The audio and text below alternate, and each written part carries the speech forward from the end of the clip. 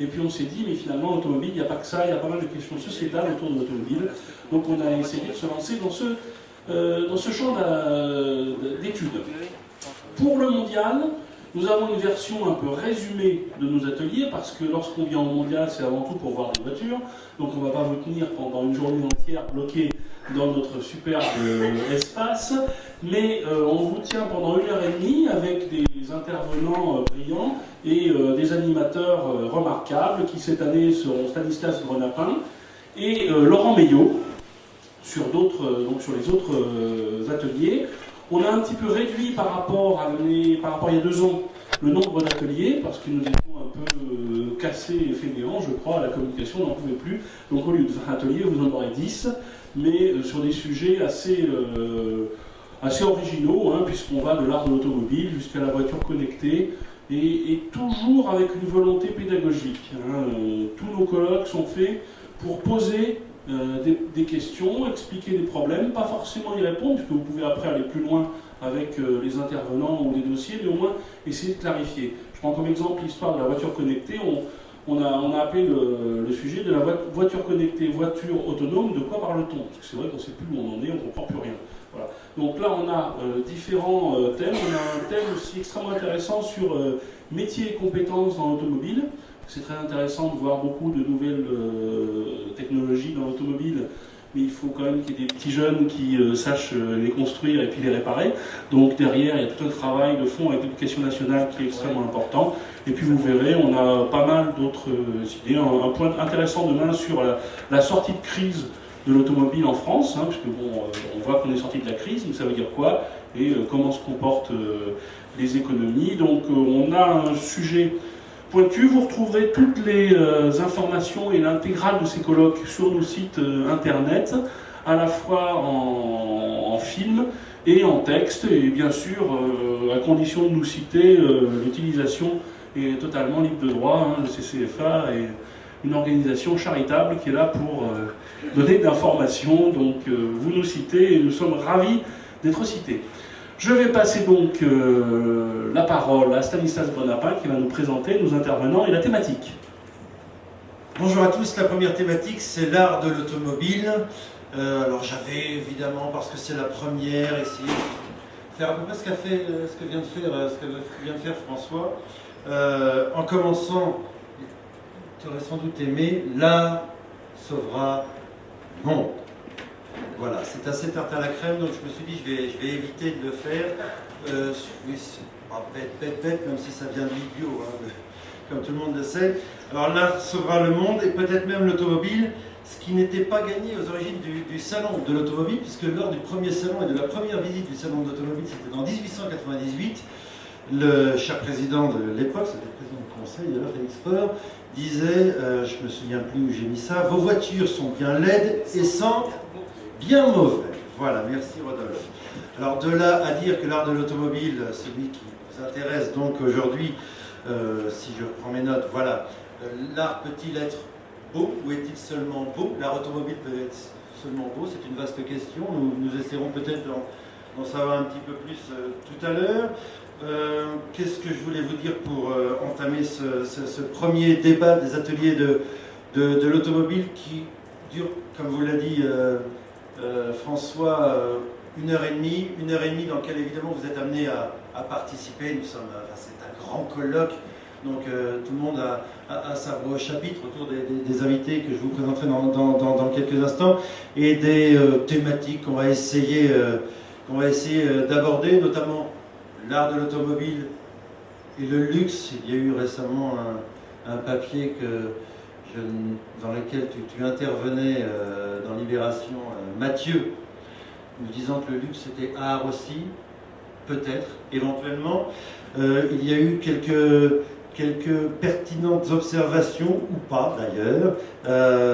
L'art contemporain qui serait fini, seul existerait aujourd'hui l'art automobile, dixit un ancien ministre, vous avez lu ça aussi. Donc on se demandera si l'art automobile peut être politique. Un très vaste sujet sur l'art et de l'automobile, et On va essayer, comme le disait François, d'être le plus pédagogique possible au cours de cette heure et demie. Je vais vous présenter les personnes qui sont autour de nous, à commencer par la seule femme qui nous fait l'honneur d'être avec nous aujourd'hui, Anne Indry, conservatrice de la collection Renaud, ou des collections Renaud, je ne sais pas s'il convient de dire les deux, d'art.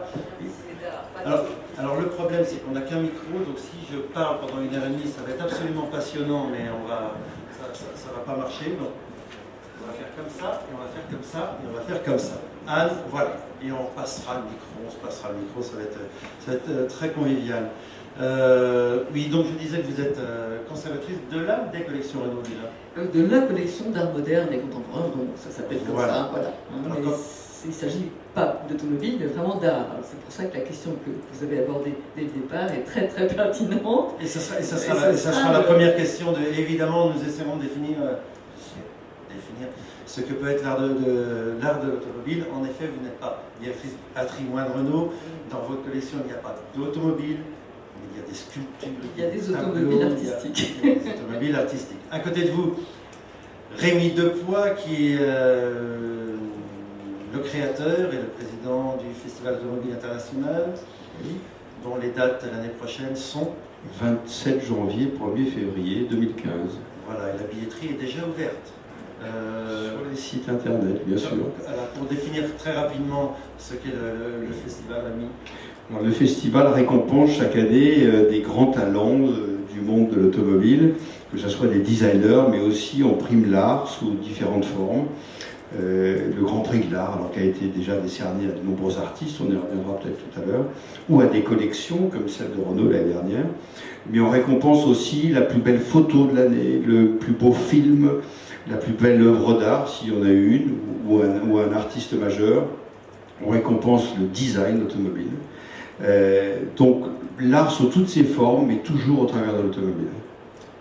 On va passer de l'autre côté, Mathieu, qui est un homme connecté. On va faire comme ça, voilà. C'est formidable. Un homme connecté, Mathieu Flonneau, qui est maître de conférence en histoire contemporaine à l'Université Paris 1 Sorbonne et à l'Institut d'études politiques de Paris. Je suis complet. Tu animes également, tu présides également une association en lien avec l'automobilisme qui est ta chose et la mobilité qui est aussi quelque chose qui t'est cher. Oui, passé, présent, mobilité, bonjour. Voilà, partie prenante aussi des ateliers depuis leur fondation. Absolument. Ton rapport à l'art, très rapidement, avant de rentrer dans le débat. J'ai écrit un livre qui s'appelle Les cultures du volant, dans lequel j'ai essayé de replacer, après d'autres, et l'automobile, justement, dans un phénomène qualitatif et pas simplement sociologique, pas simplement ce que l'on voit massivement, effectivement, présenté au mondial, mais tout le phénomène qui l'entoure. À côté de toi, Mathieu, Rodolphe Rabetti, qui est conservateur général du patrimoine de l'Institut national d'histoire de l'art. Non, je n'y suis plus. Au service des musées de France. Ben voilà. J'avais pourtant envoyé un mail. J'avais reçu le mail, mais j'ai dû tirer la mauvaise pioche. Tu vois un peu comment c'est, un peu la technologie nous dépasse. Et on fait confiance à la technologie. Non, si vous êtes là, c'est parce que vous aimez énormément les automobiles. Vous avez été notamment commissaire de l'exposition Ralph Lauren aux arts décoratifs. C'était en 2011. Une exceptionnelle collection, on s'en souvient tous, de 17 voitures absolument exceptionnelles. Vous avez une actualité. Vous allez nous donner votre actualité, parce que vous l'avez rappelé juste avant. Elle n'est pas du. Elle n'est absolument pas en rapport avec l'automobile, mais la billetterie est ouverte ceci. Ce sont deux autres expositions. Émile Bernard au musée de l'Orangerie, et j'ai également participé à l'exposition Marcel Duchamp au Centre Pompidou. C'est la double activité de maniaque d'art et d'automobile.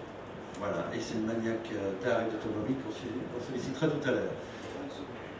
Voilà un autre maniaque d'art et d'automobile, d'art contemporain bien évidemment, d'automobile bien évidemment aussi.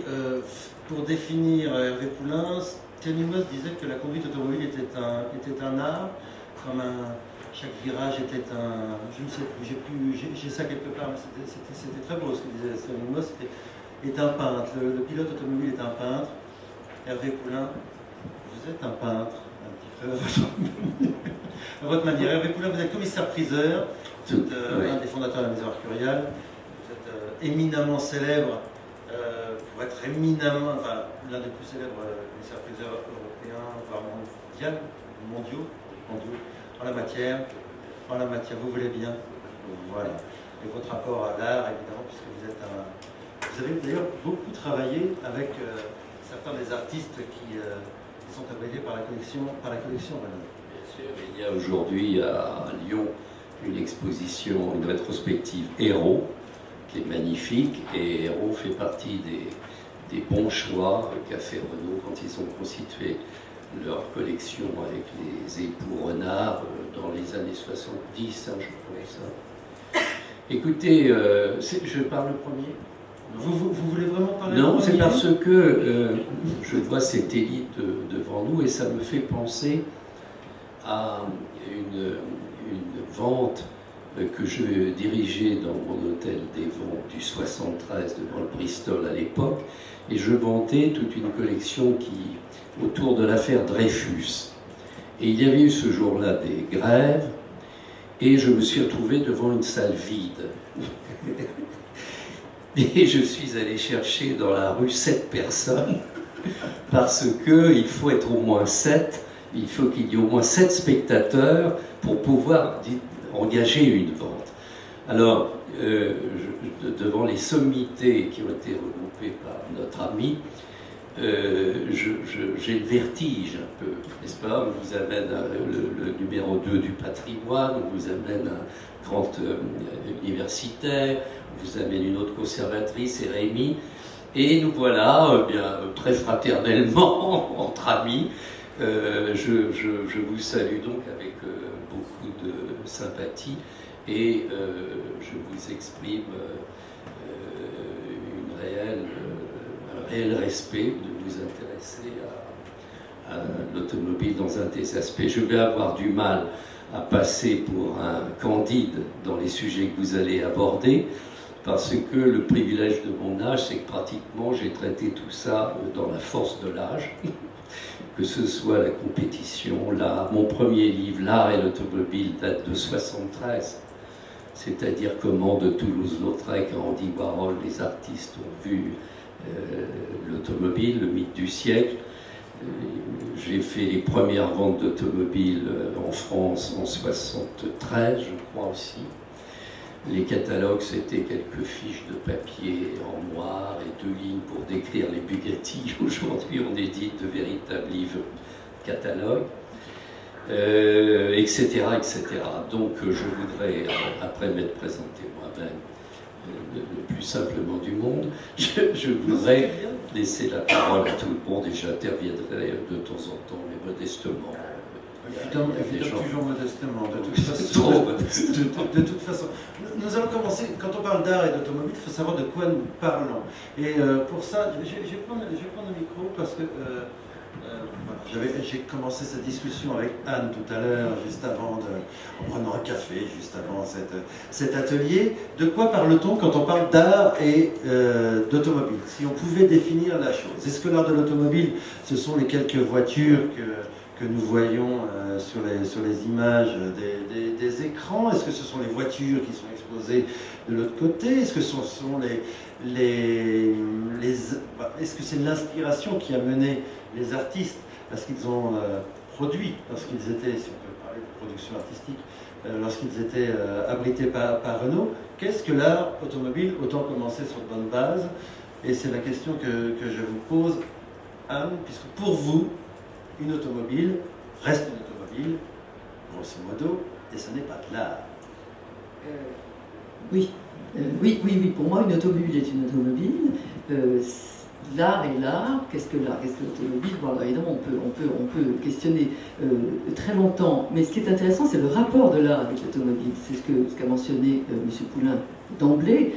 C'est ce long rapport, notamment au XXe siècle, évidemment, de l'art et de l'automobile. Je pense que l'art, si je peux me permettre quelque chose qui a l'air un petit peu en même temps lapidaire et définitif, l'automobile, la création automobile n'est pas de l'art. Qu'est-ce que l'art?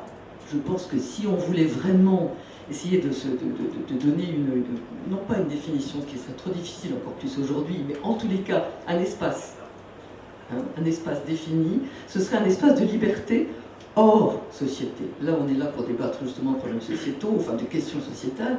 L'art a toute liberté, toute individuelle, collective. Il n'y a pas de fonctionnalité, il n'y a pas de notion de fonctionnalité dedans.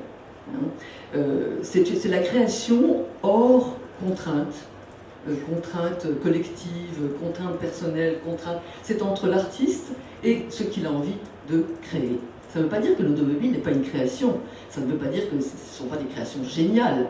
Ça n'a rien à voir, c'est pas un rapport de qualité, c'est un rapport de... Finalement, je pense que la grande différence, c'est ça. C'est la liberté hors société. L'artiste n'a pas de compte à rendre. Il n'a pas... le créateur de l'automobile prend en compte tout d'abord la vie de son passager futur. Il prend en compte l'objet qu'il va lancer dans la circulation publique. Il prend en compte toutes sortes de contraintes, toutes sortes de règles qui sont imposées à un objet qui est un objet fonctionnel dans la société. Un objet en plus avec une importance extrême. Donc je pense qu'il faut pas... non, c'est pour ça que je dirais que l'automobile n'est pas un art. Hein. C'est un champ de créativité extraordinaire, c'est mythique, je veux dire. Et je pense que les deux pôles que représente la création automobile et l'art ne peuvent que se rencontrer. Et ils se sont rencontrés depuis le début du siècle, c'est-à-dire que les artistes ont été attirés par l'automobile. Certainement, les gens qui produisaient des automobiles, qui en dessinaient ou qui en créaient, s'intéressaient aussi à l'art de leur temps. Donc je crois que c'est ça qu'il faut voir, c'est ce rapport aimanté qui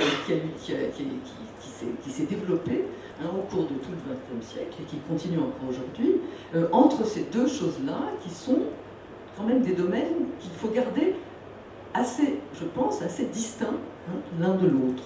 Voilà, je vais peut-être m'arrêter là, il y aurait d'autres choses à dire, mais je ne voudrais pas tenir monopoliser. Non, mais voilà. Mais c'est intéressant. Rodolphe, vous partagez ce que nous dit Anne Indri. De toute façon, même si je le partageais en partie, je serais tenté de dire non, parce que sinon il n'y aurait pas de débat. Voilà, donc c'est pour ça que je vous ai passé le micro. Il faut quand même que... oui et non. Alors oui, pourquoi oui? Parce que c'est vrai qu'il y a une différence de nature entre une œuvre d'art, au sens le grand art, finalement c'est ce que vous défendez, et d'autre part une automobile qui en effet est, selon comment on la regarde, aussi un objet d'utilité. Elle peut même n'être dans certains cas qu'un objet d'utilité. En même temps, si l'on dit que l'art est indépendant de la société, pensez à Beethoven. Vous avez d'un côté des symphonies qui sont extrêmement libres. Ah oui, mais la troisième symphonie, lorsqu'il sait que Bonaparte est devenu empereur, bif, il dédicace, il déchire, il casse même sa plume en la biffant, puis compose une cantate officielle sur la victoire de Wellington sur Jérôme Bonaparte, et puis ainsi de suite. Donc il y a tout. Même la 9e symphonie est une œuvre politique, éminemment politique. Donc est-ce que l'art est simplement une affaire de l'artiste, sa conscience, son inconscient, et le substrat qu'il va utiliser et qu'il amène à créer? Je ne crois pas. Je crois que l'art aussi, enfin au moins dans certains cas, a un côté social. Est-ce que l'art n'a pas d'utilité? C'est vrai. On peut évidemment, lorsqu'on peint un tableau, il n'a pas de fonction. Pas de fonction. Je dirais que l'automobile, on peut la rapprocher d'un domaine de l'art qui depuis longtemps est reconnu dans le musée, les musées d'art. Ce sont les arts décoratifs. C'est-à-dire qu'il y a des objets qui ont une fonction, et bien sûr, ils ont une utilité. Ce n'est pas pour cela qu'ils en sont moins beaux, sauf à souscrire à ce que dit Théophile Gautier dans la préface de Mademoiselle de Maupin. Mais ça ne sert à rien, c'est précisément pour ça que c'est beau. Mais il y a un tas de choses qui servent à rien et qui ne sont pas belles pour autant. Voilà. Donc, je dirais que la question, finalement, en elle-même, elle est assez simple, je crois qu'il ne faut pas s'y perdre. Il y a des automobiles qui, en tout cas pour moi, correspondent sur le plan de l'émotion esthétique et de leur beauté à des œuvres d'art parce qu'elles témoignent de l'intelligence, voire du génie de l'être humain, et d'une volonté de créer à travers cet objet cinétique un objet qui soit aussi un objet de beauté et qui, dans certains cas, comporte des caractéristiques esthétiques qui n'ont aucune utilité. C'est-à-dire que la ligne, bien sûr, plus elle est belle, plus elle est efficace. Mais en même temps, il y a aussi dans l'automobile une forme de geste gratuit. Par exemple, pourquoi la Matisse de Paul Morand était-elle rouge? On pourrait poser comme ça toutes sortes de questions. Et il y a la place dans cette automobile, au-delà évidemment de l'aimantation dont vous avez parlé entre les grands artistes et leur auto, on pourrait parler de Picasso, de Derain, etc. Il y a une automobile qui est objet d'art. Elle est objet d'art au sens où peut-être un objet d'art décoratif le sera. Ce n'est pas pour cela qu'elle n'est pas art. Enfin, sur le fond, je crois que nous sommes d'accord. Mathieu, peut-être Hervé, sur cette définition de l'art. Alors, la conversation que nous avons entreprise, là, elle est née bien avant l'automobile. Elle est née à l'époque de Louis XIV, quand Lebrun, le peintre du roi, a déterminé une hiérarchie entre les créations humaines, entre les arts majeurs, la peinture, la sculpture, l'architecture, et les arts d'application, porcelaine, mobilier, etc. Et à toutes les époques, cela a été respecté. Au XIXe, Ingres, alors que l'on prévoyait rapprocher l'industrie des beaux-arts, a dit « nous n'en voulons pas qu'elles ne viennent pas souiller les marches », et parler de l'industrie, les marches de l'école des beaux-arts, vrai temple d'Apollon. Alors si on se pose la question, c'est qu'aujourd'hui l'art s'est beaucoup conceptualisé et que le grand public ne s'y retrouve pas. Et qu'en effet, en face de ça, il y a des créations humaines, des arts d'industrie, des arts d'application, qui eux ont apporté en émotion des sentiments incomparables. Dans le même objet symboliquement incomparable s'expriment même les deux points du génie humain. Dans les organes mécaniques, qui ne laissaient pas indifférents Fernand Léger et Picabia par exemple, et la ligne des voitures. Donc dans sa conception les plus heureuses, on peut considérer qu'une automobile vaut bien quelques petits P conceptuels d'artistes d'un ennui mortel. Donc il faut nuancer tout cela. Mais je veux replacer aussi cette réflexion sur l'émoi qu'a procuré au début du siècle sur les artistes l'automobile. Et je vais citer le poète du mouvement futuriste italien qui, dans le Figaro, vous citiez le Figaro, de 1909, dans son manifeste, que connaît par cœur notre ami, il disait qu'une automobile de course, avec ses gros tuyaux tels des serpents à la laine explosive, une automobile de course courant sur la mitraille, est plus belle que la victoire de Samothrace. Donc c'est un vaste débat pour lequel nous débattons. Mais autant je suis agacé quand j'entends dire que des gens que tout est politique, eh bien tout n'est pas art, c'est pas vrai, et beaucoup de voitures n'ont aucun destin ni ambition à en devenir. Je dirige des grandes ventes aux enchères, vous le savez. C'est une autre approche, mais parfois il y a des réalisations tellement heureuses que l'on a le sentiment, par l'émotion que ça procure et le génie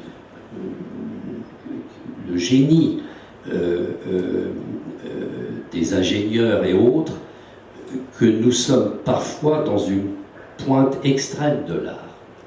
Dans les voitures de la collection de Ralph Lauren que vous avez montré, monsieur le conservateur, il y avait des chefs-d'œuvre et peu de tableaux peuvent même rivaliser avec cela. Donc, ne parlons pas si nous parlons de généralité, non, ça n'est pas de l'art. Si nous parlons de certains de ces chefs-d'œuvre, assurément, c'en est.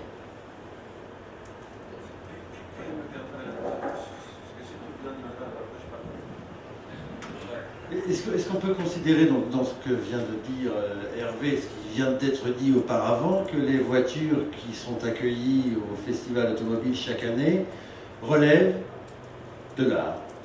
Puisque ce sont essentiellement, je rappelle pour ceux qui ne seraient pas familiers du Festival automobile depuis 30 ans, ce sont des concept cars, qui sont exposés, effectivement, des concept cars qui sont donc ces voitures qui est totalement, enfin souvent très libres, hein, peut-être de moins en moins, mais qui en tout cas veulent refléter l'avenir de l'automobile, veulent habituer les consommateurs à un certain design, et c'est une expression dans le design automobile qui est extrêmement relevée.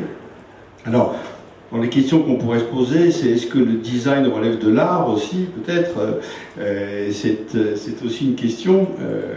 Effectivement, dans l'automobile, que ce soit des concept cars ou d'autres, il y a d'authentiques chefs-d'œuvre. Hein. Hervé Poulain le rappelait, des chefs-d'œuvre qui atteignent des prix comme l'art, comme des grands peintres. Enfin,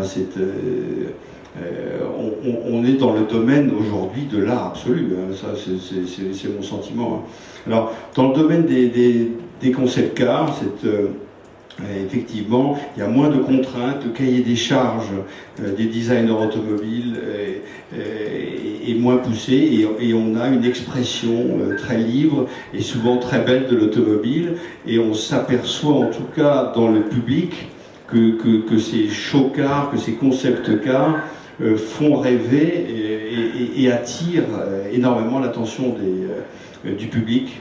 Et voilà. Je vais passer la parole à l'universitaire, parce que l'universitaire est en principe pour l'universitaire, un homme qui fixe les choses. On a parlé design, on a parlé art, on a parlé artiste, on a parlé utilité. Où se situe l'automobile aujourd'hui? Oui. Et puis on vient de parler prix.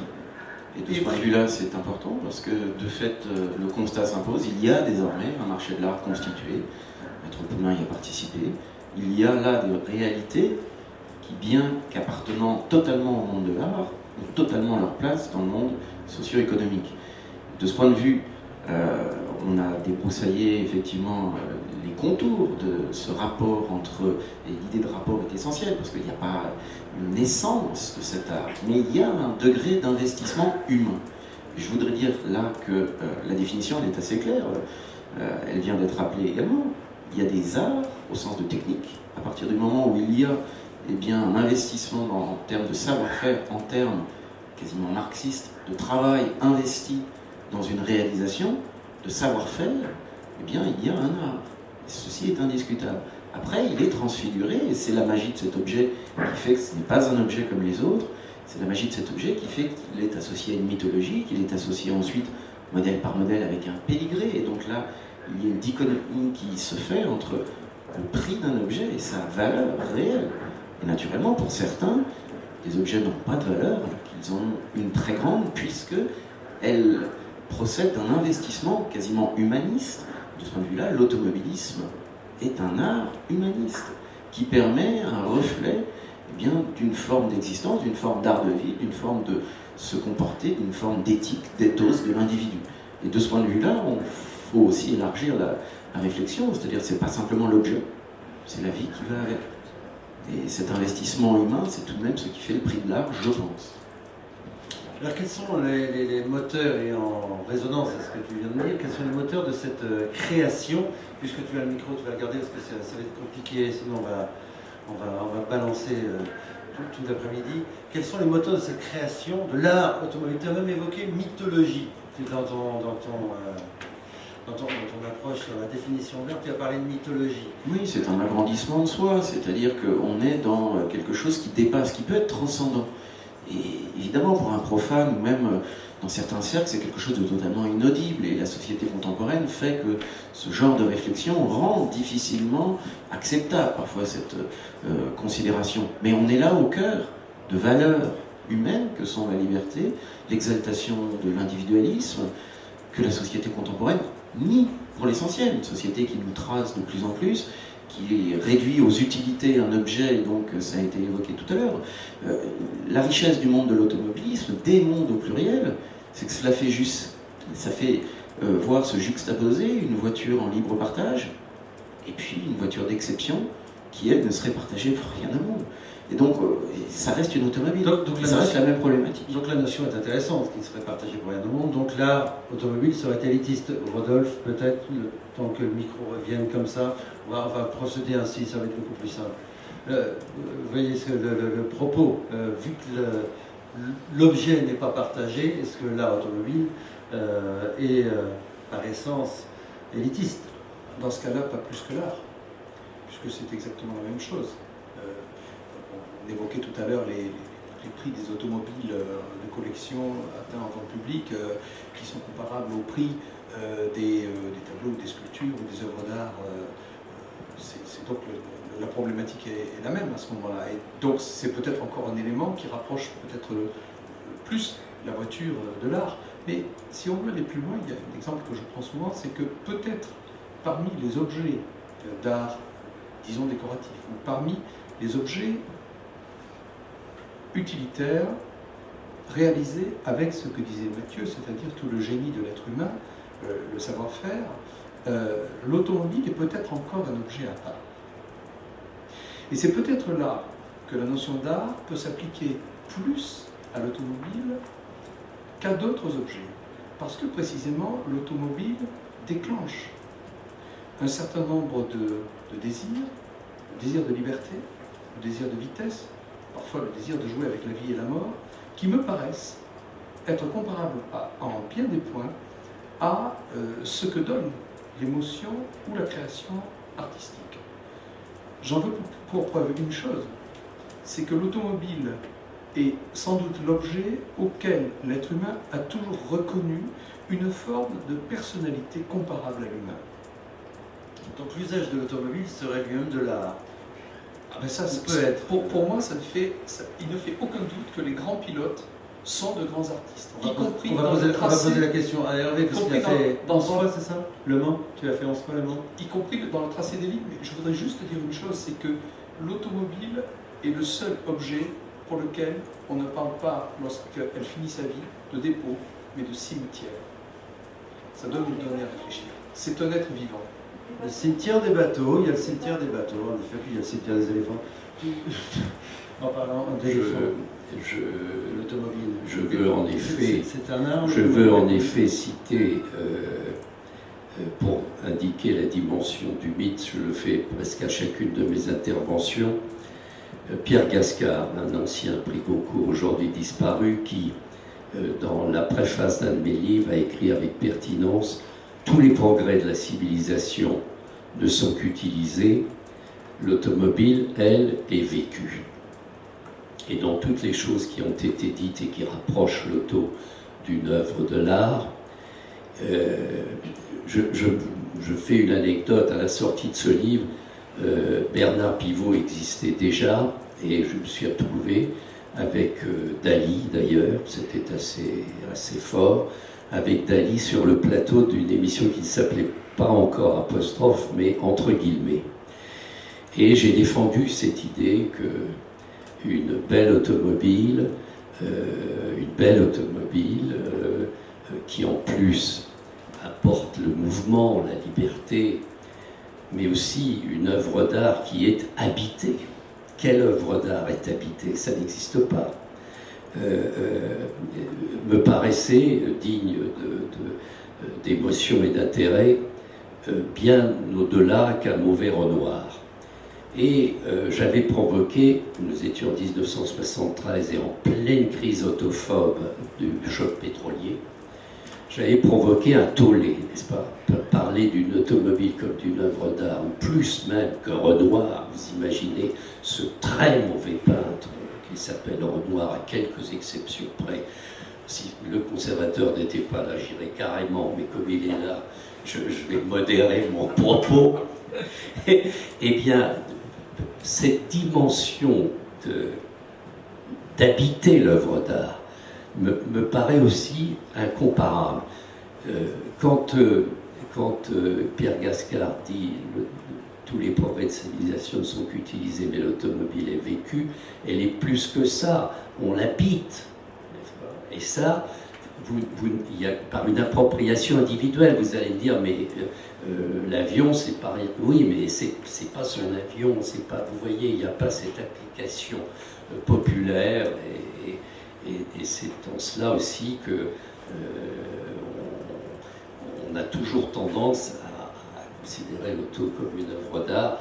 Nous n'avons pas attendu ce philosophe vulgarisateur Ferry, Luc Ferry, que j'aime beaucoup parce que c'est un vulgarisateur, mais qui est amputé d'un hémisphère, celui de l'art contemporain, le pauvre. Il n'aime pas. Mais il ignore.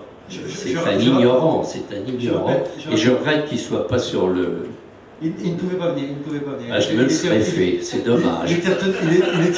Je me le serais fait, vous avez eu tort. Non, mais il était retenu par ailleurs. On amène ce Ferry.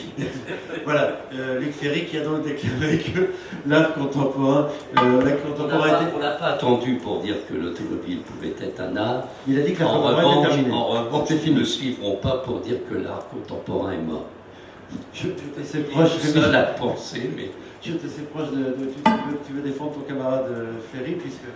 Oui, je vais pas vous dire la crédibilité du jury de Rémy, dont j'ai été le président pendant une dizaine d'années de son fameux jury, mais ma personnalité a dû gêner au bout d'un moment, et mes goûts. Toujours est-il que parmi les membres du jury actuel, il y a ce Ferry dont le père était un spécialiste des pipes, vous le savez, n'est-ce pas? Les pipes Ferry étaient, parce que voilà, on s'était préparé les 4 chevaux et il lui en est resté quelque chose. Donc Luc Ferry ne fait plus partie du jury, puisqu'il y a des cycles, il ne s'agit pas d'être usé, il y a des cycles, et Luc Ferry n'en fait pas partie. Et je ne partage pas du tout son point de vue sur l'art contemporain, d'autant que c'était quelque chose qu'il avait dit sur la scène, je m'en souviens, aux Invalides. Il avait dit effectivement, et qu'il lui avait répliqué quelques minutes plus tard sur la scène. Oui, il n'avait pas... non, c'était... Luc Ferry, en revanche, bon, avait dans sa famille beaucoup de... un constructeur, les fameuses Ferry. On va fermer la parenthèse. Ah, mais elle était bien. Ça t'a fait plaisir, ça t'a fait plaisir. T'es pas revenu de vacances pour rien. Oui. Voilà. Non, on va fermer la parenthèse. On parlait des moteurs de la création, et c'est un petit peu ce qui nous animait depuis quelques instants. Toi qui es en lien direct avec les créateurs, designers, artistes d'aujourd'hui, ces moteurs sont l'air du temps, ces moteurs sont plus profonds que ça, cette source d'inspiration des gens qui viennent te voir, ça jaillit comment, puisque tu les côtoies, est-ce qu'il y a au cours des dernières années une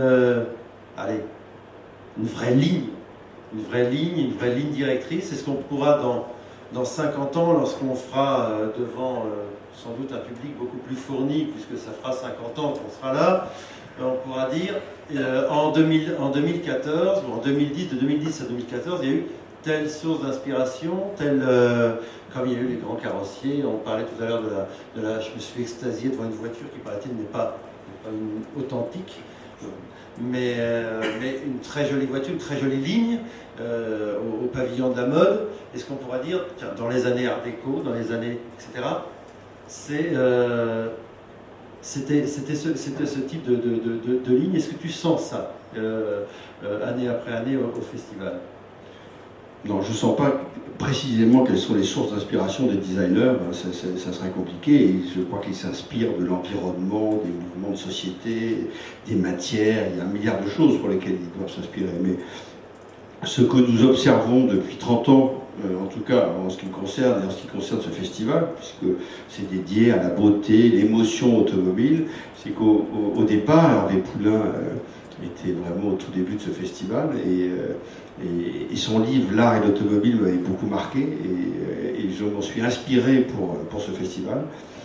C'est que dans les années 80 et 90, le design automobile n'existait plus.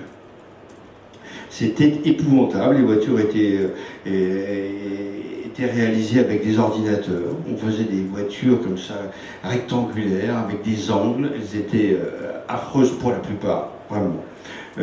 Ça a beaucoup changé après, dans les années 2000. On revient aujourd'hui à la beauté automobile. Pourquoi? Parce que il y a un aspect économique à cette chose-là. C'est qu'une voiture, aujourd'hui, qui est laide, elle ne se vend pas. C'est aussi simple que ça devient un échec industriel. Je ne citerai pas de constructeurs qui ont eu des échecs industriels à cause du design automobile, mais il y en a quand même un certain nombre. Et il y a aujourd'hui une obligation des constructeurs de non seulement fabriquer des voitures intelligentes, des voitures qui consomment moins, qui sont sur le plan de la sécurité très intéressantes, mais aussi des belles voitures. Donc les designers automobiles sont devenus de vrais divas chez les constructeurs. On recrute ces grands créateurs, comme dans la haute couture, c'est pareil. On prend les meilleurs designers parce que aujourd'hui l'acte d'achat des consommateurs sur l'automobile, à 70%, c'est le design de l'automobile. Et ils s'inspirent ces designers s'inspirent de l'ère du temps, ce que tu viens de dire. Ils s'inspirent de l'histoire de l'automobile également. Bien sûr, parce qu'on s'inspire, parce que quand on voit beaucoup de modèles ici exposés, on va être très pragmatique. On avait dit qu'on serait pragmatique et non trop perché, donc on va essayer de redescendre un petit peu. Quand on voit les voitures qui sont dans les exposées juste à côté, on a souvent quelques doutes. Les concept cars, non. Mais les voitures qui sont commercialisées, que nous pouvons conduire, nous avons quelques doutes. Je ne te regarde pas spécialement Renault Moreau de Renault. Oui, mais on retrouve quand même des gènes dans certains constructeurs qu'on essaie de développer et de préserver. C'est comme des grandes marques de couture. Chanel, depuis une dizaine d'années, reproduit comme ça un thème. Il y a des gènes. Bon, Mercedes le fait très bien. La marque DS aujourd'hui, inspirée de Citroën, reprend des codes de voitures, notamment de la DS. Voilà, on va s'en inspirer. Alors les sources d'inspiration, encore une fois, elles sont extrêmement nombreuses, mais on revient peut-être à des lignes un peu plus fluides, rondes, élégantes. On revient plus à de l'élégance automobile. C'est ce que je considère aujourd'hui. Alors parfois c'est compliqué, il y a certaines voitures, c'est plus simple de réaliser un coupé cabriolet peut-être qu'un SUV. Il y a des lignes plus fluides, il y a des volumes, mais en règle générale, les constructeurs automobiles ont vraiment une obligation et une volonté aujourd'hui de présenter à ses consommateurs des jolies voitures. Alors l'automobile ère du temps, c'est exactement ce que vous vivez, vous, Anne, au sein de la collection Renault. Rappelons grosso modo de quoi il s'agit. C'était dans les milieux des années 60, 1967, jusqu'au milieu des années 80. Renault a accueilli des artistes. C'était plus que du mécénat, puisqu'il n'avait aucune obligation, si ce n'est voilà, nous vous accueillons, produisez, l'automobile vous inspire, l'industrie vous inspire, le social vous inspire. Tu disais que tout n'est pas politique, mais enfin c'était quand même une démarche infiniment politique à l'époque, tout de même si tout n'est pas politique, infiniment politique. L'automobile est la muse de l'industrie et tout. Ce qui est peut-être assez extraordinaire dans cette démarche, c'est que c'était sa nouveauté d'abord, parce qu'ils ont compris, c'est-à-dire en l'occurrence deux individus, c'était quand même une aventure individuelle, c'était cet homme, Claude Renard, que M. Poulain a mentionné, qui avait un pied dans l'industrie, pour faire bref, un pied dans l'industrie automobile, il était un cadre supérieur de Renault, et un grand pied aussi dans l'art de son temps, de par sa famille, de par ses relations familiales. Et il a suggéré donc, au PDG de l'époque, Pierre Dreyfus, qui était un homme extrêmement cultivé, extrêmement ouvert, de rapprocher les deux mondes finalement. Et comment est-ce qu'on pourrait rapprocher les deux mondes, faire profiter aux gens de notre entreprise, mais également au public en général, d'une rencontre entre cette création, ce secteur de création extraordinaire qu'est l'automobile, et l'art en train de se faire. Enfin, il y a aussi la modernité de l'automobile. Hein, quand on pense automobile, on pense progrès, on pense moderne, on pense trouvaille, on pense qu'on va en avant. Donc c'est aussi ça que devrait procurer comme sensation l'art contemporain. On ne va pas se lancer dans un débat sur l'art contemporain, parce que ça n'est pas le sujet aujourd'hui, mais c'est effectivement un sujet brûlant. Donc voilà, c'était l'idée dans les années 60, qui était aussi une idée très de ces années-là. Hein. C'était une année, il n'y avait pas d'enjeu financier. Hein. On va déjà se débarrasser de cet aspect-là des choses. L'art contemporain n'existait pas, il était confidentiel. C'était l'affaire de quelques amateurs et de quelques spécialistes. À part ça, personne ne le connaissait, ça n'avait pas de valeur marchande. Donc on était là vraiment dans une relation quand même d'intérêt beaucoup plus profond que simplement économique ou d'image. Hein.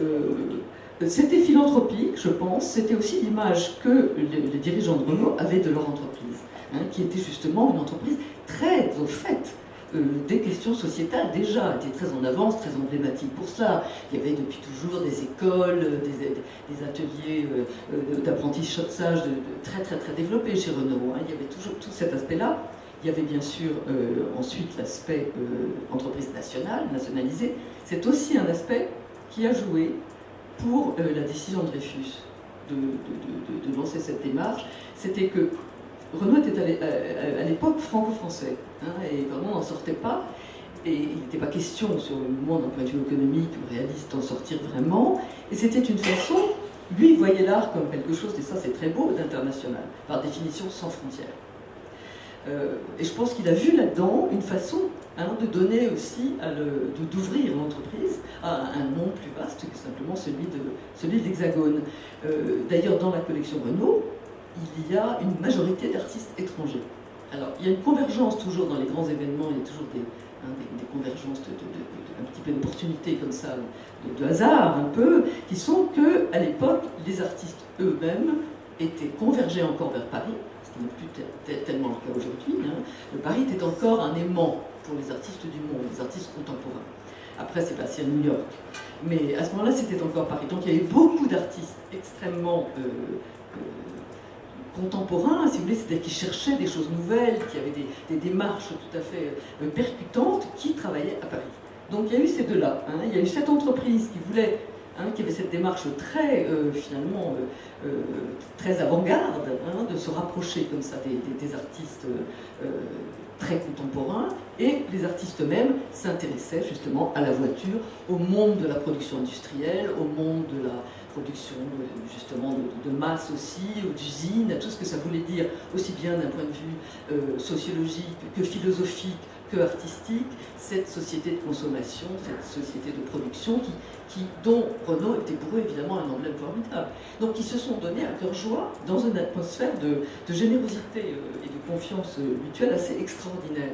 Parce qu'ils ont aussi, ils ont joué les trublions là-dedans. Hein. On leur disait, vous faites ce que vous voulez. Hein. Vous n'allez pas casser les machines, mais à part ça, vous faites ce que vous voulez. Donc Jean Tinguely, l'un des plus grands sculpteurs suisses, qui est connu pour ces machines folles qui sont faites de briquet de braque, qui couinent, qui grincent, qui tombent en panne, qui font du bruit et qui ne servent à rien, qui sont une espèce d'antithèse absolue de l'objet parfait qu'est l'automobile. Bon, l'entreprise a intégré ces trublions sans les étouffer. Et ça, c'est assez formidable. Et ça a duré jusqu'à une crise économique. Hein. Le principe de réalité s'est imposé en 85.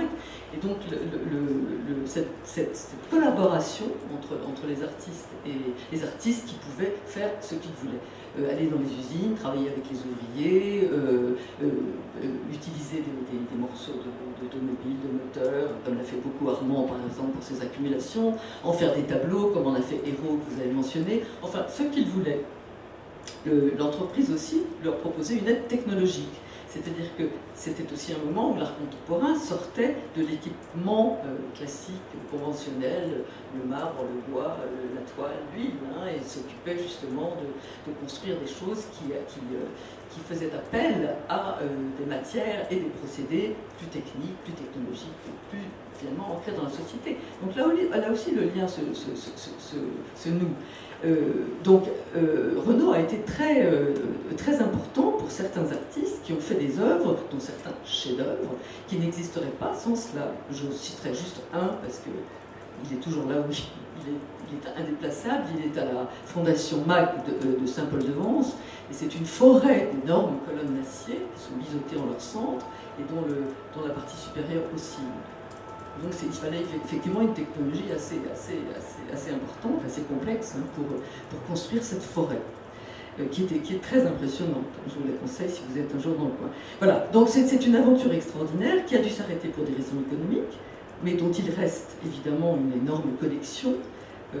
L'accord entre Renaud et ses artistes était que Renaud gardait une partie des œuvres faites dans le cadre de cette collaboration et l'artiste en gardait le reste. Nous avons recommencé depuis 4 ans sur le même principe cette collaboration avec les artistes. Et la première grande collaboration, c'est celle avec un artiste français qui s'appelle Jean-Luc Moulin, qui a directement tiré 3 très grandes œuvres sculpturales à partir de ce que lui avait inspiré, mais vraiment inspiré, le sketch qu'il avait vu, un des premiers sketchs qu'il avait vu par un ami, de la petite Twizy, que vous connaissez tous, effectivement. Donc c'est à partir de là qu'il a commencé la déclinaison de la Twizy. Donc on est vraiment là dans la création commune, finalement, de la création automobile qui devient sujet, qui devient sujet et objet aussi de l'art dit privé. BMW l'a fait assez récemment, c'était il y a 2 ans, les frères Bourlec. Oui, les frères Bourlec ont fait une... voilà. Alors à savoir quelle est la sincérité de ces mécénats ou de cet art par rapport à l'art véritable, entre le marketing, l'art, la communication, est-ce qu'on fait ça pour le philanthropisme, comme il a été le cas pendant une vingtaine d'années, ou maintenant pour se donner une belle image, etc. Ça, c'est un autre débat. Vous avez le micro, tant mieux, gardez-le. C'est la partie sociale de l'automobile et le rôle social de l'automobile qui inspire l'art. Donc, est-ce que c'est valable dans l'autre sens? Est-ce que c'est valable dans l'autre sens? Est-ce que de parler du côté... oui, est-ce que l'art automobile est un art social? Est-ce que, évidemment sociétal, on en a parlé, mais est-ce que ça... pour aller plus loin, est-ce que c'est un art populaire? Voilà. Est-ce que là... Oui, non. Oui, un art populaire, oui. Vous savez, c'est un art populaire. Ce que disait tout à l'heure Anne Mindry, parce que il est intéressant de savoir que on sent dans ce que vous dites que c'est vraiment le retour. Voilà, c'est le retour de la société par rapport à l'industrie et à l'automobile. Donc est-ce que ça marche dans les deux sens? Voilà, cet engagement d'une firme automobile en direction des artistes vivants nous permet aussi de rappeler qu'il y a au XXe siècle 3 grandes inventions qui d'ailleurs sans doute ne sont pas sans impact sur l'art au sens du grand art, comme le définissait Madame Indry au début du XXe siècle. C'est le cinéma, l'automobile et l'aviation. Je ne compte pas le train parce que c'est déjà une invention du XIXe siècle. C'est déjà... Mais l'apparition de ces 3 choses qui d'ailleurs ont part liées, c'est-à-dire que lorsque vous regardez le cinéma, vous voyez que la première poursuite automobile, on pense à quoi? On pense tout de suite à Bullitt, des choses comme ça. Non, Les Vampires, Louis Feuillade de 1917. Hervé Poulain connaît ça très bien. Donc il y a vous l'avez vu à la sortie. il y a ce lien entre l'automobile et l'art qui fait que l'automobile, le cinéma et l'aviation ont complètement modifié, y compris la vision de la beauté. Tout à l'heure, Hervé Poulain parlait de l'intérêt de Picabia, mais si vous allez voir l'exposition Duchamp, vous allez voir ce moment extraordinaire dans l'art de ces artistes, de ces jeunes artistes, Picabia, Duchamp et d'autres, il faudra en mentionner beaucoup d'autres. Oui, on est là vers 1911, donc c'est très très tôt. Donc, qui s'interroge sur la forme de beauté mécanique. Pourquoi? Parce que la mécanique est une beauté utilitaire. La mécanique est une forme de beauté, on peut y trouver une forme de beauté, tous n'y trouvent pas une forme de beauté, mais lorsqu'on y trouve une forme de beauté, c'est une forme de beauté qui permet de couper court au style, qui est la grande question du début du XXe siècle. Quel style? qu'est-ce que c'est que le style? Et donc, l'intrusion brutale de l'automobile dans le XXe siècle est sans doute quelque chose qui a une énorme importance, y compris pour l'art, le grand art. Alors, vous me demandez si évidemment que la société agit là-dessus, puisque tout ça, il y a une interaction constante entre l'art et la société. Bien sûr, il y a des artistes qui s'efforcent de vivre dans leur monde, en dehors de la société. Mais c'est encore une réaction à la société, cette chose-là, puisque nous sommes tous des animaux sociaux, d'une certaine manière. Notre présence ici le prouve, d'ailleurs. Mathieu, évidemment, ça traite que Mathieu, parce qu'il y a l'automobile en tant que telle, et sur le côté social, il y a le côté politique de l'automobile et de l'automobilisme. Je sais que c'est quelque chose qui est important pour toi. Donc, ce rapport, automobilisme, tu vois ce que je veux dire, automobilisme à... Je le vois. Merci. Le point a été très bien écrit tout à l'heure.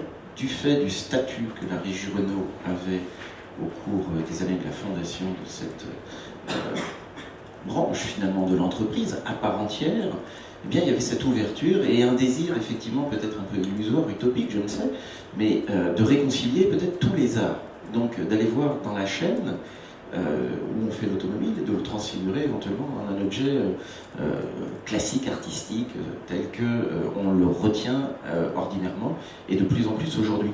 Mais là où ce point m'apparaît tout à fait saillant, à finalement 45 ans de distance, c'est que l'industrie automobile, pendant un certain temps, a cherché à nier cette parenté. Et je veux dire par là que pour les identités de marque, pour la lecture patrimoniale d'une marque, il ne faut pas perdre de vue là d'où l'on vient. Je veux dire que cette affinité première entre une technique traditionnelle, une technique d'artisan, une technique industrielle, et je rappelle que le mot travail et industrie est synonyme au XIXe siècle, bien que cette affinité avec le travail, elle était partie prenante du projet politique, oui, effectivement, social, d'une société qui était une société représentative d'un État, etc., nationalisée, avec un enjeu, effectivement, qui était un enjeu plus global d'une société de croissance encore, quoique l'on bascule là, effectivement, à cette période dans une société en crise. Oui, enfin, on y était encore. Parce que l'essentiel des travaux qui ont été menés chez Renault, quand on regarde, ce sont comment on dit, des points de rupture. Voilà, mais comme toujours, ce sont les années charnières. Voilà. Comme toujours, ce sont les charnières qui sont intéressantes à identifier. Et là, indiscutablement, et ça se retrouve à bien des égards dans la considération du statut de l'automobile dans la société, les années 68, 73, 74 sont des années de basculement. On va voir l'automobile avec d'autres yeux après, on va l'objectiver, on va la faire rentrer dans des budgets, alors que jusqu'à présent, eh c'était quelque chose qui procédait, oui, d'une forme de mythologie. Et il y avait une croyance, c'est-à-dire que l'ascension sociale passait nécessairement par un nouveau modèle et une montée en gamme en quelque sorte. Or ceci va être rebattu, discuté. J'ajouterais peut-être, tant que j'ai le micro, avant qu'il ne reparte tout au bout, qu'il y a des affinités longues entre un grand constructeur et un mécénat artistique. Le plus spectaculaire peut-être, c'est tout de même Henry Ford qui demande à Diego Rivera, et Diego Rivera qui n'avait en aucun cas ses idées politiques, de décorer à Détroit le Fine Arts Institute avec une fresque qui est absolument spectaculaire, c'est-à-dire que naturellement cette salle n'y suffirait pas. Le hall 1 est trop grand, on est bien d'accord, enfin dans le hall 8 elle loge, et c'est quelque chose qui est absolument spectaculaire à Détroit. Et lorsque l'on voit l'histoire longue de cette ville et aujourd'hui la crise justement de ce musée d'art, enfin de musée d'art, pas contemporain, mais de ce musée d'art, cette fresque n'en est que plus spectaculaire. Enfin, dernier mot, il y a toujours le mot. T'inquiète pas, j'ai une question pour toi. Oui, vas-y. Non, peut-être. C'est que, oui, on est dans de l'art, on l'a bien vu tout à l'heure, il y a un investissement, il y a de la mauvaise foi, il y a des excommunications qui sont prononcées, mais de la mauvaise foi fondée, c'est un lieu d'intransigeance et de controverse. Oui, l'art, c'est ça, c'est la vie. Je voulais rappeler simplement le titre d'un de tes derniers essais qui est Défense et illustration d'un automobilisme. Tout simplement, voilà, c'est édité chez Descartes, c'est ça? Oui, et puis il est épuisé, donc j'attends avec impatience une réimpression. J'en ai reçu 2, donc si ça intéresse quelqu'un, je vais me sur eBay ce soir. Non, simplement pour parler de la conduite, est-ce que la conduite automobile est un art? Avant de passer évidemment la parole à Hervé, puisque comme je le rappelais tout à l'heure, j'ai été mangé, tu as fait consolement. Est-ce que, à défaut de la conduite, l'attitude automobilistique bien sûr. Bien sûr. peut être assimilé à l'art. Voilà. Et donc Louis Baudry-de-Seigné publie. C'est une question, c'est une question. Louis Baudry-de-Seigné publie avec la fin du 19e siècle, c'est-à-dire qu'on n'est pas encore entré dans le 20e, il y a déjà une première édition de l'art de bien conduire une automobile.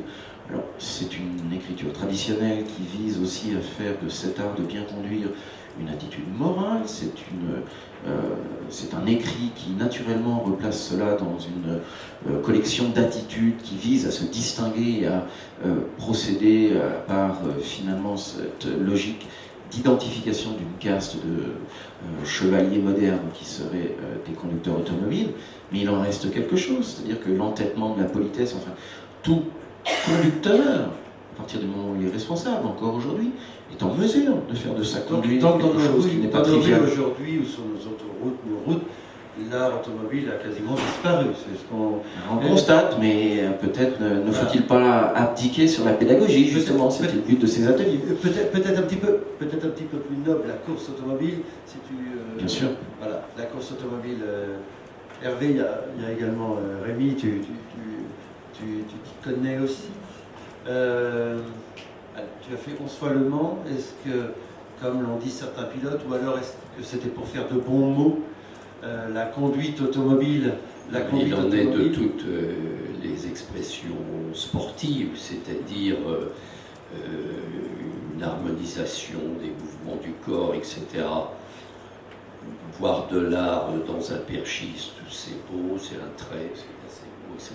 Mais voir de l'art dans tout comme ça, c'est ridicule. Mais c'est ridicule. Il peut y avoir un choc esthétique à voir un sprinter très élégant passer tout ça. Mais pourquoi parler d'art là-dedans? Dans la conduite automobile, et dans la conduite automobile, alors d'abord, je n'aurais jamais pris ce micro si Alain Prost était là. C'est en son absence que je parle. Mais si il y a une expression sportive, humaine, qui peut se rapprocher de la définition de l'art, alors je dirais que c'est la conduite d'un bolide. Pour les raisons suivantes. Dans toutes les expressions physiques, il y a les limites du corps. Le boxeur qui a des plumeaux au bout des bras, le coureur qui est essoufflé, et bien voilà, ça c'est. La particularité des sports mécaniques, c'est que la puissance, elle est là. Vous pouvez toujours freiner plus tard et accélérer plus tôt. Et là, donc, une maîtrise absolue, d'autant que la sanction n'est pas du même ordre que si Platini rate un penalty. Ah, c'est grave quand même. On peut en juger avec ce qui est arrivé hier au Grand Prix du Japon. Donc une sanction qui peut être grave physiquement, qui en tout état de cause est un drame économique. Lorsque je courais en R8 Gordini, en R12 Gordini, en Alpine, je voyais les drames d'argent de tous ces pilotes amateurs qui avaient tapé les parents, les oncles pour avoir une auto, pour ça, et qui s'emplâtraient et qui étaient ruinés, qui avaient ruiné leur environnement, etc. À le moins, un drame d'argent. Donc, ce qui fait la particularité donc, de ce sport, c'est que la puissance, elle est à votre disposition et que la sanction est d'une autre nature. Mais pour le reste, c'est l'accélération de l'intelligence qui rend la conduite d'un bolide tout à fait incomparable. Imaginez au Mans où on prend un peu plus de 300, c'est-à-dire 100 mètres à la seconde. Eh bien, par le jeu de la concentration, et c'est pour moi ce qui était gratifiant quand je les faisais, ça n'était pas la vitesse en tant que telle, mais cette accélération de l'intelligence par le biais de l'association. Le monsieur Dupont, vous êtes la veille, lorsqu'il est sanglé comme un forcené dans sa voiture et qu'il part, par le jeu de la concentration, est capable d'analyser à des vitesses foudroyantes, et j'allais dire, dans le même acte, l'appréhension, l'analyse et la réponse, à des allures vertigineuses. Il m'est arrivé de dire je vais freiner 1 ou 2 mètres plus tard. C'est quoi en termes de temps? Rien. C'est rien. Eh bien, on le fait. Eh bien, on le fait. Et pour toi, ça c'est un art. Et pour moi, j'explique moi pourquoi le plaisir que j'y prenais, hein, l'intelligence supérieure. Deuxièmement, physiquement. J'ai arrêté de courir une première fois en 82. Jamais la médecine sportive ne s'était intéressée encore au pilote puisqu'il était assis. On se disait, ah, c'est peinard, c'est peinard. Et au mois de mai, des médecins ont mis des électrodes sur Didier Pironi au Grand Prix de Monaco. Et 3 semaines plus tard, ils m'ont bardé de trucs comme ça, de boîtes noires, tout ça à l'époque. Aujourd'hui, c'est miniaturisé, mais à l'époque, j'étais, vous savez, comme les types qui font de la sauvepagne, qui font de l'apnée, et alors on les barre de trucs pour qu'ils respirent la nuit, enfin un truc de fou, sous la combinaison, mon armure d'amiante. Et les résultats ont été, ils voulaient voir avec un garçon plus âgé, j'avais déjà 40 ans, non professionnel, et sur une durée plus longue, 24 heures, les différences qu'il y aurait. Il n'y en a pas eu. C'est-à-dire que je ne suis, lui et moi, on n'est jamais descendu en dessous de 130, 140 pulsations. Dans la ligne droite des Hunaudières où je me reposais, j'étais à 130, 140. Dans les portions sinueuses ou les dépassements, je passais à 170, 180 comme lui. Et dans la ligne droite des Hunaudières, j'ai perdu une portière de Marondo. Et là, je suis passé à 204.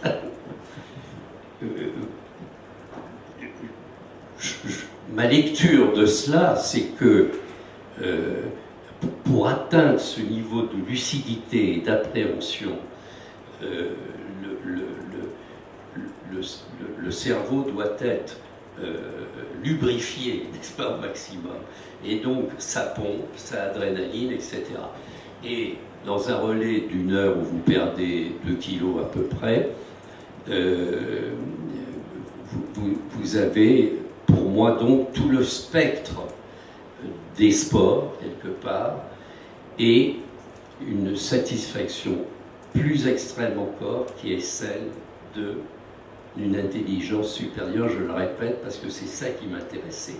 J'étais un monsieur comme vous, et quand ça partait, se mettait en branle des parts de mon cerveau dont je n'avais jamais conscience, et qui se mettaient en branle. On a de temps en temps des émotions devant un film, un coucher de soleil, que sais-je.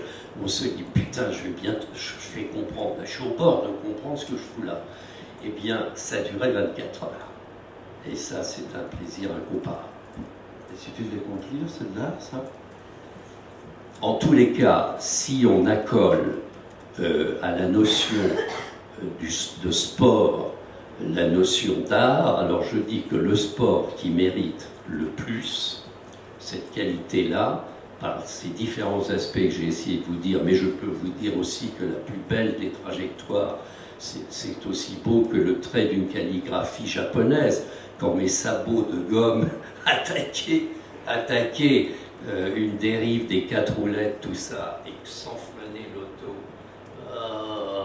c'est vraiment, c'est de l'art. Ah non, mais le fait que, je pense avec Pat à peu près...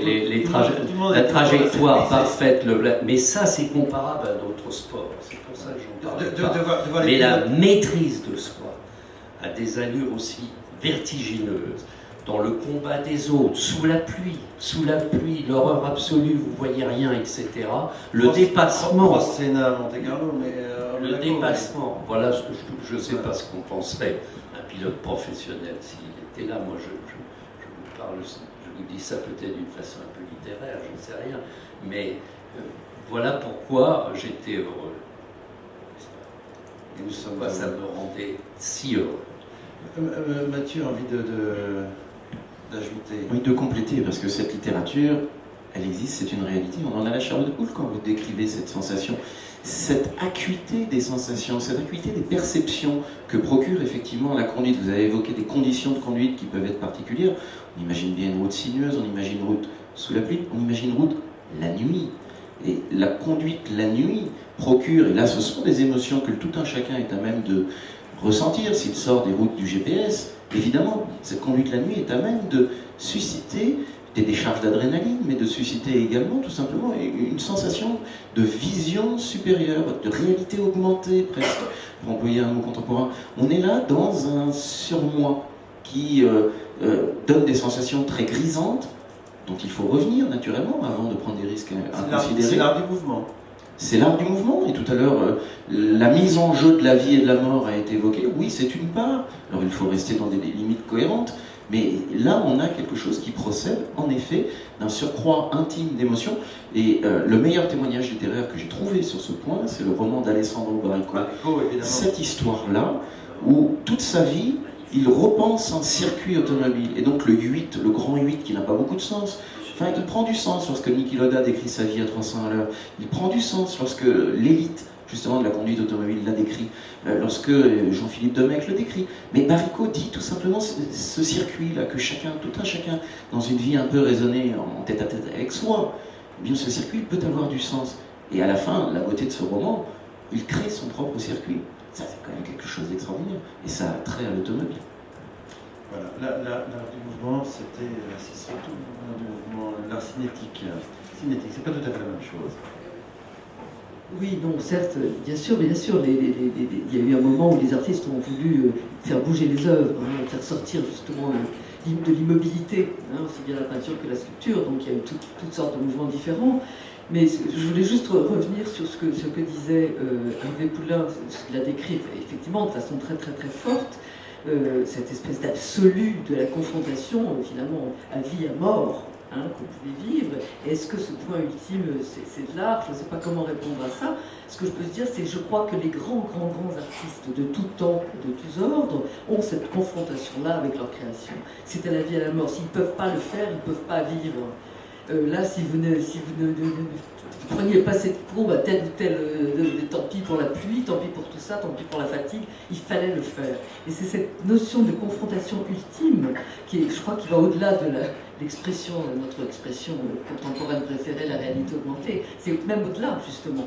On atteint une autre chose, une autre notion que celle de simplement réalité. Je crois que c'est ça qui est très intéressant, et finalement, c'est peut-être là que se rejoignent le plus cette histoire de l'automobile et cette histoire de l'art. C'est ce point comme ça où il n'y a pas d'échappatoire, où ça se fait, où c'est mortellement foutu. Dans le côté concret de la chose, ça sera un des derniers points, ça me semble important. Cette idée m'est venue il y a quelques semaines, c'était début juillet, et notre camarade Flonneau était cité par Libération. Tu t'en souviens? Et la question, peut-être avec toi, Rémi, sur est-ce que le luxe automobile est de l'art? Et tu as une réflexion, ta réflexion était assez intéressante, on t'entendra là-dessus, Mathieu. Est-ce que le luxe automobile est de l'art? Tu côtoies le luxe automobile forcément au Festival de l'Automobile, parce que c'est quand même un peu... Voilà, c'est le salon de l'automobile, c'est la haute couture du salon de l'automobile, sans faire injure à François Roudier. C'est voilà, le salon, le mondial et le prêt-à-porter, tu es la Fashion Week. Est-ce que... Non, merci de le rappeler, c'est ce que nous essayons de faire, oui. Est-ce que le luxe est de l'art? Et après, évidemment, Mathieu, puisque c'est cette réflexion... Tu ne te souviens pas de ce que tu as dit? Très bien. C'est ce qui est souligné, voilà. Je t'en prie. Ouais, c'est difficile de répondre à cette question. Le luxe, de toute manière, c'est de la création. Et la création, effectivement, c'est de l'art. Et dans le domaine de l'automobile, effectivement, le luxe apparaît de plus en plus. Tous les constructeurs automobiles se recentrent aujourd'hui justement vers des voitures peut-être un peu plus luxueuses, parce qu'ils peuvent se le permettre, pour reprendre encore une marque qui reprend des codes du luxe, c'est la marque DS. qui est récemment, puisque Thierry Métros, dans la réalisation de ce dernier concept qui est la Divine, voilà, a fait appel à des créateurs, Swarovski, puisqu'il y a des parties de tissus faits par Swarovski notamment, et c'est très intéressant. Donc, depuis plus d'un siècle dans l'automobile, il y avait bien sûr les grands carrossiers qui faisaient appel au luxe avec Lalique, ou avec d'autres grandes marques. Hein, récemment, des notions de mode et d'automobile. Il y a une très belle exposition à l'occasion de ce mondial sur l'automobile et la mode. Donc tout ça, c'est le luxe, bien évidemment. Les grandes marques italiennes comme Ferrari ont des codes à l'intérieur des voitures. Elles doivent être luxueuses. L'intérieur des voitures aujourd'hui n'est plus spartiate que dans certaines voitures. Ça doit être aussi très luxueux avec des belles matières, du cuir. Et c'est le luxe qui prévaut. Et tant mieux, je dirais. Alors, je vais rappeler ce que tu disais début juillet. Oui, tant pis pour toi. J'ai noté, j'enlève mes lunettes. Il s'agissait de Rolls-Royce, c'est dire que Rolls-Royce et l'art, ça reste très très subjectif. Tu disais, cela montre un changement de statut de l'automobile, passer de l'objet industriel au rang d'œuvre d'art. Dire qu'une Rolls moderne d'aujourd'hui est une œuvre d'art, Mathieu. On en a parlé déjà. Oui, mais dans le sens où il est quand même investi, et le salon de François est très beau, parce que le salon de François n'est pas accessible dans toutes ses pièces à tout le monde. Je veux dire par là que l'on ne rentre pas dans les backrooms de Rolls-Royce, d'Aston Martin ou de Ferrari, où l'on doit décider d'une personnalisation effectivement ultime de la voiture pour que celle-ci ne soit pas du tout comme la Ferrari du tout venant, parce que ce serait d'une vulgarité crasse. On ne mélange pas le prix et l'exclusivité avec l'art. C'est pas parce que c'est Oui. cher, c'est pas parce que... Ah ben, c'est ce que j'ai dit tout à l'heure, c'est-à-dire quelque chose qui a une valeur n'a pas forcément un prix, ça c'est clair, pas forcément un prix élevé, mais de ce point de vue-là, il y a une dimension de pédigré, et c'est évidemment ce qui connote des marques, ce qui connote cet ADN probablement introuvable, mais qui donne au véhicule bien une valeur plus grande, quel que soit à la limite leur prix. Et j'avais une autre idée, mais elle m'échappe puisque Stanislas m'a coupé. Voilà pour ce que j'avais à dire, Rodolphe, à vous peut-être. Est-ce que les voitures, Rodolphe, tu as animé là, c'est pas grave, je porte, tu as animé et dirigé la collection Ralph Lauren. Est-ce que les voitures contemporaines, enfin celles que nous voyons, celles qui sont citées par Mathieu, peuvent être considérées comme une œuvre d'art, ce que dit Rémi. En effet, il y a dedans l'intervention de nombreux artistes et de nombreuses compétences artistiques. Mais est-ce qu'on peut considérer ça comme de l'art? Alors, je pense que le caractère artistique d'une automobile, finalement, est indépendant des matériaux qui sont utilisés. Sur le stand Alfa Romeo, vous avez, qui trône au milieu du stand, la magnifique Giulietta, c'est la plus belle Alfa Romeo, c'est la seule qui est une voiture, qui était une voiture d'un prix relativement bas, enfin, très élevé pour sa cylindrée, mais qui est une voiture magnifique, alors que finalement l'intérieur est assez spartiate. Nous avons un tableau de bord avec la tôle de la carrosserie qui revient, des sièges qui étaient en drap, mais un joli moteur double Brabham qui était un moteur comme ça, vous ne trouvez vraiment pas sur une voiture de série à cette époque-là. Et c'est une voiture qui est fascinante, qui est d'une élégance extrême et qui va être plus proche, à mon sens, de l'art que certaines voitures actuelles. Je ne citerai qu'une marque où justement le renfort des matériaux dits nobles, traités par des artisans souvent approximatifs, est là pour donner une connotation artistique à des objets dont la ligne se rapproche parfois plus de celle du réfrigérateur ou de l'appareil ici qu'on a pour recharger ses batteries que de ce que doit être, à mon sens, une fois encore, mais tout ceci est très subjectif et heureusement, une belle automobile. Donc je crois que la beauté, certaines voitures populaires des années 50-60, et peut-être certaines d'aujourd'hui, personnellement je ne suis pas tellement sensible, mais certaines voitures pouvaient être très belles et très bien dessinées. Si on prend par exemple Dauphine et Ondine, c'est une voiture qui est extrêmement bien dessinée. Elle est très jolie, elle est très harmonieuse, elle est très équilibrée, et en plus elle était performante puisque quand même elles se sont offertes le Monte Carlo en version 1093. Donc voilà. Il est assez amusant que cette je pense voiture pas que ce soit très lié. populaire Oui. soit érigée presque en objet d'art, alors que dans les années, quand elle est sortie... Oui, parce qu'elle plutôt, était courante, mais c'est tout le problème que pose Mathieu. C'est-à-dire, est-ce que ce qui est artistique, c'est ce qui est rare, ou est-ce que c'est ce qui est bien dessiné? Et je pense que précisément, si la voiture est aussi populaire, c'est qu'elle pouvait fournir... Enfin, quand on est à Rétromobile, ou quand on est dans l'exposition, d'ailleurs, fort bien faite, de notre ami, qui est ici, qu'est-ce qu'on voit? On voit... Et d'ailleurs, je pense qu'une des grandes forces de l'exposition de Laurent Herriou, c'est d'avoir mis aussi des voitures populaires là où on attendait uniquement des objets de luxe.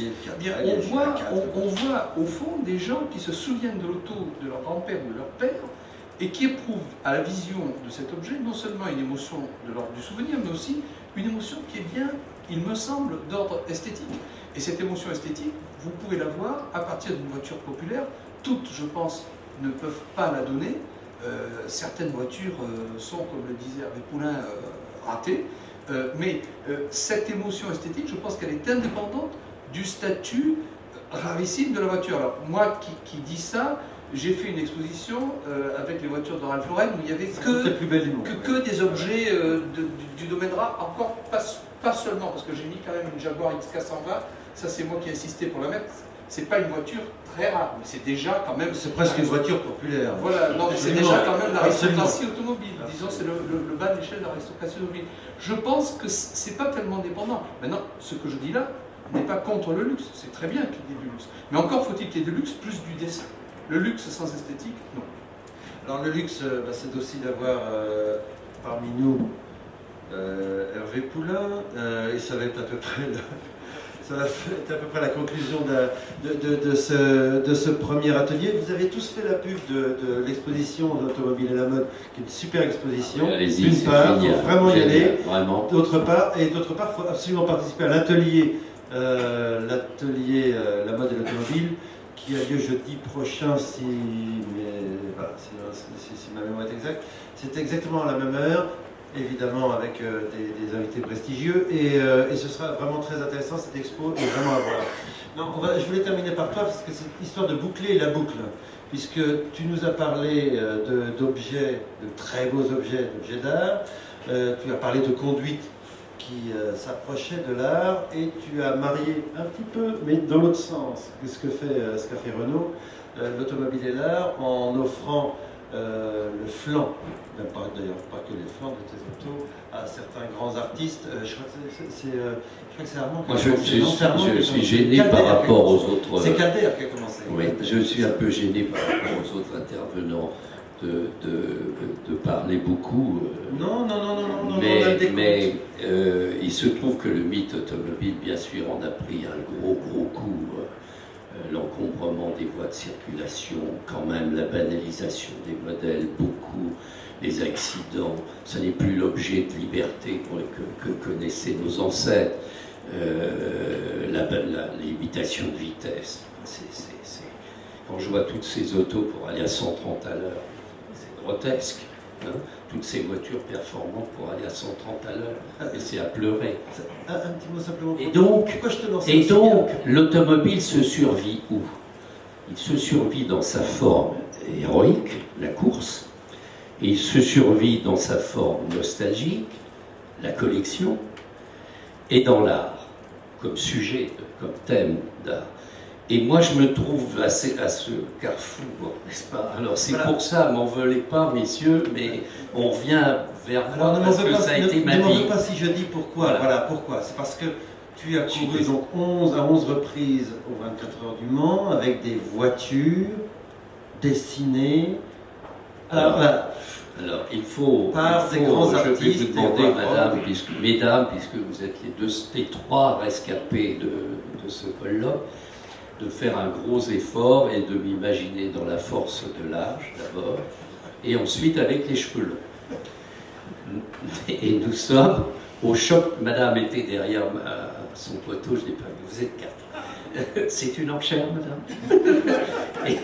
et donc, nous sommes à l'époque du choc pétrolier. Moi, je suis un pilote, un gentleman driver. Je conduis, mais je me débrouille pas mal. Renault me fait faire même un rallye du championnat du monde, le rallye Bandama, etc. Et je rêve de faire Le Mans. Parce que pour moi, Le Mans, c'était chaque année Olympie. L'élite de la jeunesse, chaque année rêvait. C'était Olympie. C'était Olympie pour moi. Et j'ai eu cette idée de faire peindre mes voitures, étant fou de vitesse et fou de beauté, vous l'aurez compris, de faire peindre mes voitures par les plus grands artistes de l'époque, du temps. Et ainsi de courir les 24 heures. Alors, c'était une gageure parce que ajouter un supplément de beauté à un objet déjà parfait, le fruit de l'efficience, n'est-ce pas, comme je l'ai écrit, dessiné par le vent, c'était une gageure. Et puis, je me suis dit que les églises romanes étaient peintes, que l'Athéna du Parthénon était peinte, et donc je me suis dit pourquoi pas. Et donc successivement, le sculpteur du mouvement Calder, puis Frank Stella, puis Roy Lichtenstein, puis Andy Warhol, puis plus tard César, Armand, Wolinski, puis en historique deux dames, car j'avais essayé de convaincre Niki de Saint-Phal d'en faire une, mais elle était très compliquée, Niki, et ça n'a pas marché. Et il y avait j'avais donc utilisé des sculpteurs et des peintres et des dessinateurs, mais pas encore la photo. Et donc Bettina Reims a aussi fait une voiture. Et la mode, Chantal Thomas m'a habillé de Rési, une moto aussi qui était magnifique, a eu beaucoup de succès. Je ne peux pas rentrer dans le détail de tout ça. Non. Mais si vous voulez bien, parce que j'ai vu que vous parliez des valeurs des voitures, je voudrais revenir à tout ce qui se passe aujourd'hui autour des automobiles de collection. Bon, je vais vous donner un exemple. On m'a proposé, j'ai présenté aux enchères en 1976 une Ferrari GTO. Le propriétaire en anglais en voulait 200 000 francs, ce qui est 30 000 euros. Une somme. Une somme que je n'ai pas réussi à atteindre. Et cet Anglais m'envoyait des chocolats à Noël en me disant « Tu es vraiment le plus grand auctionnaire du monde, tu n'as pas vendu ma voiture. » Et aujourd'hui, on pense qu'une bonne GTO, il y en a une qui est passée. J'y étais à Pebble Beach. Elle a dû faire à peu près 45 millions de dollars, quelque chose comme ça. Vous imaginez ce dont j'ai été le témoin. Alors, dans la reconnaissance d'un art, le marché joue un rôle. C'est ça que je veux simplement vous dire. Lorsque j'ai vendu la première fois un premier prix très significatif du baiser de Douaneau, 150 000 francs, je veux dire 150 000 euros. Alors le public se dit, depuis il y a eu une photo de Thomas Ruff qui a fait 3 millions, mais le public se dit, ah bon, la photo c'est un art. Lorsque ma maison de vente Arcurial a vendu juste avant les vacances une planche de Tintin, 2,5 millions d'euros. Alors le public dit, ah, parce que la BD, c'est un art. Eh bien, je pense qu'un jour, je vendrai une automobile, le prix d'un Picasso, d'un beau Picasso, et qu'alors, il aura été avéré que l'automobile est un art. Voilà, on va rester sur cette conclusion qui est pas mal, j'en ai déjà un, c'est bien. Sur cette conclusion qui est pas mal, c'est si les voitures d'Hervé Poulain que vous connaissez, Rodolphe, vous voulez ajouter quelque chose? Non, c'était simplement pour dire que si les voitures de monsieur Poulain, de Maître Poulain vous passionne, évidemment, il suffit de taper sur les moteurs de recherche, on voit ces photos, mais beaucoup mieux, c'est l'histoire de ces voitures. Ça s'appelle Méarcar, ça doit être publié chez les Popcars, c'est publié chez Apache, mais ça doit être épuisé aussi. Vous les trouverez plus, j'en ai deux aussi. Je vais vendre les deux, je vais vendre le Tonton Bernard en plus. Là, ça va devenir sympathique. Est-ce que ces bouquins sur l'art, c'est aussi de l'art, ça peut être la conclusion. Rodolphe, vous avez, c'est tant pis, toi tu as le micro, donc force à toi de conclure. Alors, je vous remercie tous d'être venus aujourd'hui pour ce premier atelier de ces ateliers sociétaux du mondial. S'il y avait une conclusion à apporter à ce débat, Hervé a mis 3 petits points en disant peut-être demain je vendrai une voiture au prix d'un Picasso.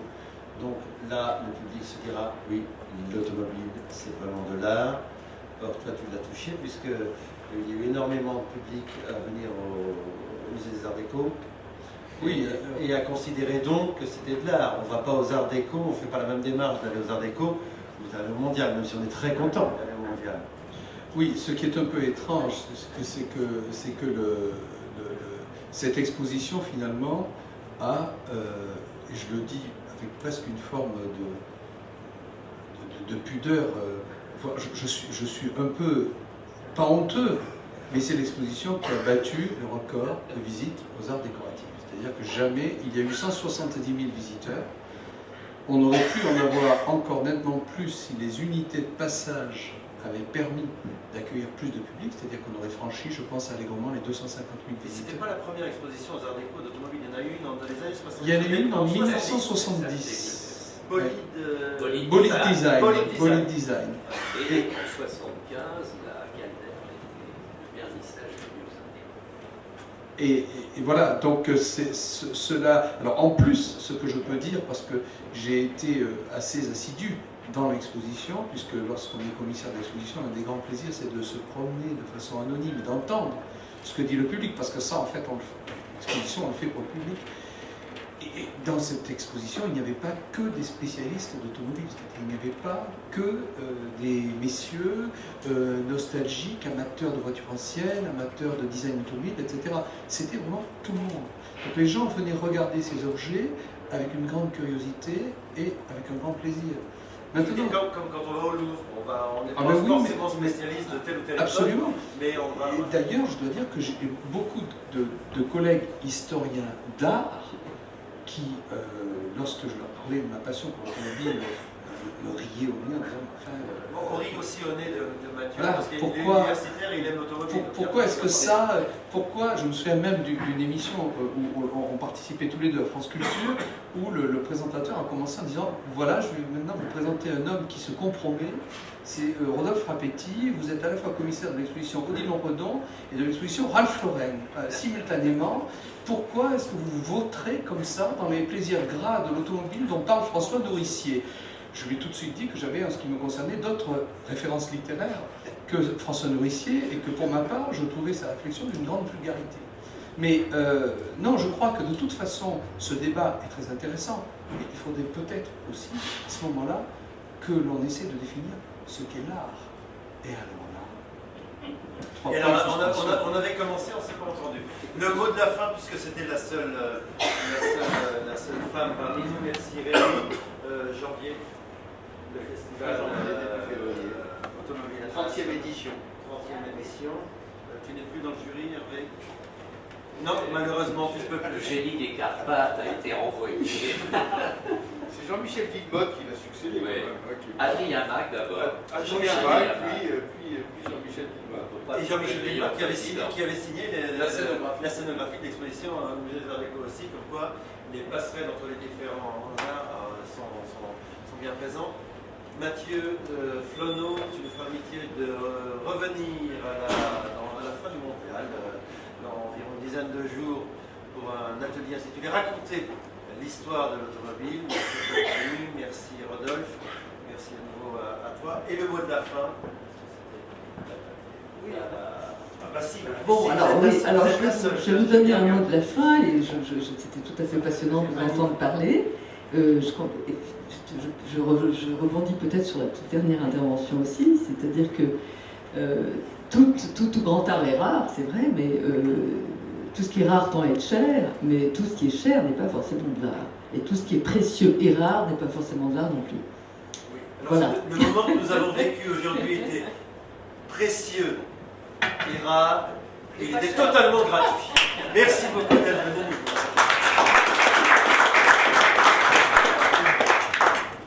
Et nous vous invitons au verre de l'amitié qui a lieu juste à Ah, merci.